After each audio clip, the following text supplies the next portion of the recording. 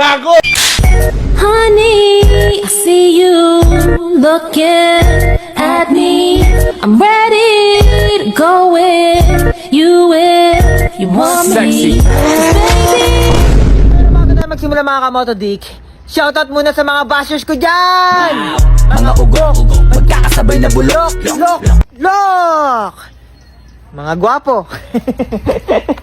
Mga gwapo na kayo ha. Gago! Pagising ko ng umaga, titignan ko sana si Batog. Kaso lang, nakita ko dito si Bulldog. Ano? Nakita mo hinahanap mo? Wala? Ang hirap talaga, nakaka-stress kapag long distance relationship. OTW kasi yung asawa ni Bulldog, sa Amerika nagtatrabaho. Kwento pa nga sa akin ni Bulldog nakaraan, nahuli niya raw yung asawa niya, nakikipag-video call sa iba. Gago! Kaya naglinis na lang ako ng banyo bago maligo. Ito kasi yung hobby ko bago matulog sa gabi.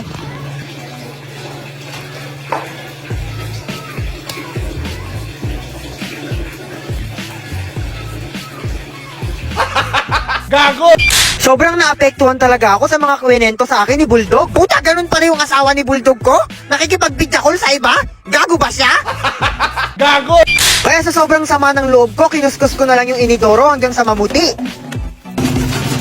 Alam ko dito sa mga gilid na siksik na to may mga naiipon na tayo. Tingnan natin na. Oh my God, meron nga. Gago!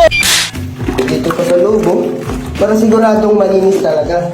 Parang tornado talaga, di ba? O, ayan na. Ano kayang feeling kapag ka binuksan natin tong tornado? Tignan natin. Tornado! Gago! Tornado! Oh, tornado! Ha! Tornado! Gago! Kinalas muna namin yung mugs ni Batog dahil magpapalit tayo ng bagong bearing.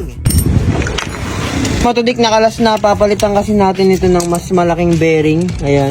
Matudik, ito na yung malaking axle na isasalpak natin. Hindi kasi kasya yan dito. So, kaya nagpabili tayo ng bagong bearing para ito yung kumasya dito. Ay, gago, maluwag pa. Sablay pala yung nabili nilang bearing, hindi tugma doon sa pinapabili ko. So, mga Matudik, mali yung nabili nilang bearing.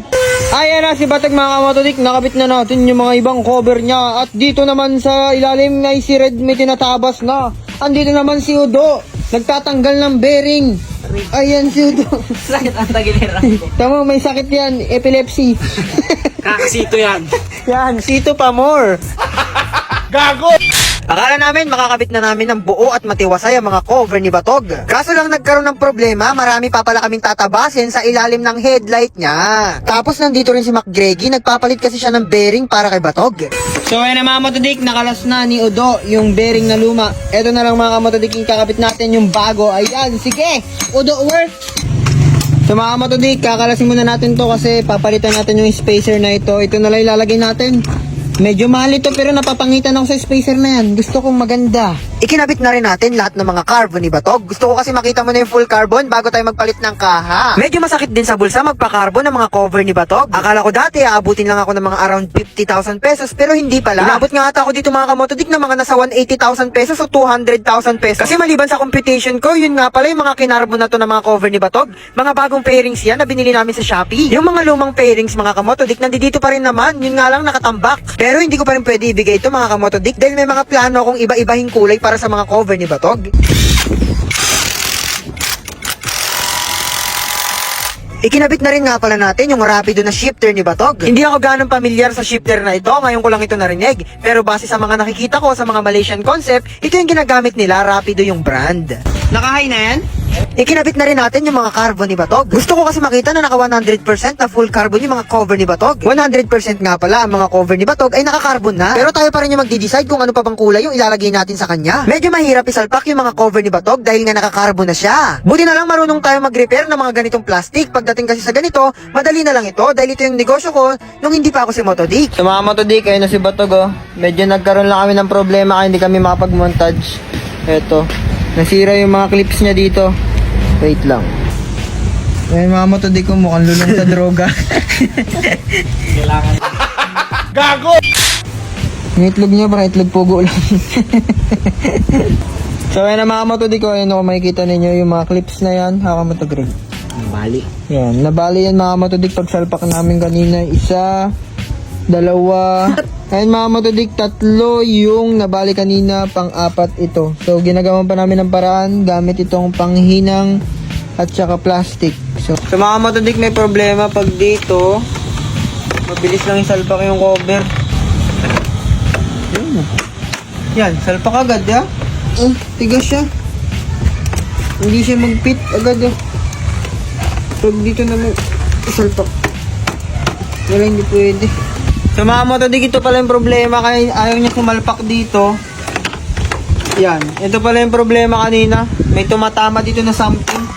Pagka ito na yung nilagay na lang natin, yan, kagaya niyan. Ayun, nakadikit na agad, So yun pala yung problema. So mga Motodik, ayan, nakalagay na yung mga carbon ni Batog. Ayan, kung makikita ninyo, yung tindig niya, napakaganda. Kasi yun nga yung pinaka-problema natin ngayon mga Motodik. Kanina pa sumasakit yung ulo namin dito. Dahil dito, ano Red, may tatabasan? Dito tumatama. Dyan sa radiator. So doon daw tumatama mga kamotodik sa radiator. So kaya mga kamotodik, yan yung itsura ngayon ni Batog. Yan. So hindi natin na video to na maaga. Kasi ngayon nagkaroon ng problema. Yung kanyang carbon ang hirap ikabit.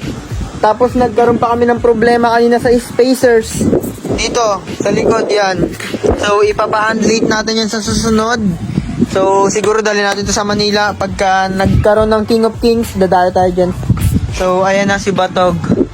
Yan, okay naman yung pagka-carbon niya. Pero mga Motodik, hindi talaga natin ipo-full carbon yan Pero depende mga Motodik kasi hindi pa namin nakikita na nakakabit yung mga Brembo na brake system niya. Yan. So pero kung ngayon kahit wala pa siyang Brembo brake system, kung makikita ninyo, maganda pa din yung tindig niya. Maliban doon mga Motodik, meron kasi tayong mga choice. Kagaya nito, pwede natin ilagay dyan. Tapos, carbon yung inner, yung mangyayari. Carbon yung inner. Ang mangyayari, carbon yung inner. Tapos yung labas mga Motodik, kulay candy red. So, ayan. Honey, I see you looking at me. I'm ready to go with you if you want me. Baby. Color candy red. So, paglalaruan lang natin yung mga kulay na yung mga Motodik. Hanggang dito na lang muna yung video natin mga Motodik. Goodbye, Motodik is here. Kita-kita na lang ulit sa sunod na video. Paalam. Motodik, sa mga gusto nga pala sumali para manalo ng mga ganitong pyesa, napakadali lang mga Motodik. Download nyo lang itong Photon Game mga Motodik. Magre-register ka lang, ilalagay mo yung phone number mo at saka password mo. Dito sa Photon Game mga Motodik, pagtapos ninyo mag-register, i-click nyo lang yung screenshot. Yan, pag na-screenshot na ninyo, i-comment ninyo dyan sa comment section natin at may pag-asa kayong manalo ng mga pyesa na yan. Madali lang manalo dito mga Motodik, iiwasan mo lang yung 4 na bomba. And kung makikita ninyo mga Motodik, 20,000 pesos yung tinaya natin dyan. Tapos, pipili lang tayo ng gold bar at iiwasan natin yung mga bomba. And kung makikita ninyo mga Motodik, yung 20,000 natin, naging 63,000 na kagad. Ganun lang kadali. Naging 63,000 na kagad. Yan, napakadali lang maglaro nito mga Motodik. Nasa comment section ko yung link. Nun, dami nating napanalo ng pera na naman. Million na naman mga Motodik. Kakabili lang natin ng Raptor. Sa mga di marunong mag-cash in dyan mga Motodik, click nyo lang tong plus sign sa taas. Yan. Tapos i-click nyo lang tong how to cash in para makapunta kayo doon sa nagtuturo kung paano mag-cash in dito. Yan mga Motodik, kaya sa lahat ng gusto manalo at maglaro ng Photon Game, nasa comment section ko yung link. Goodbye, Motodik is here. Kita-kita na lang ulit tayo sa susunod na video. Paalam!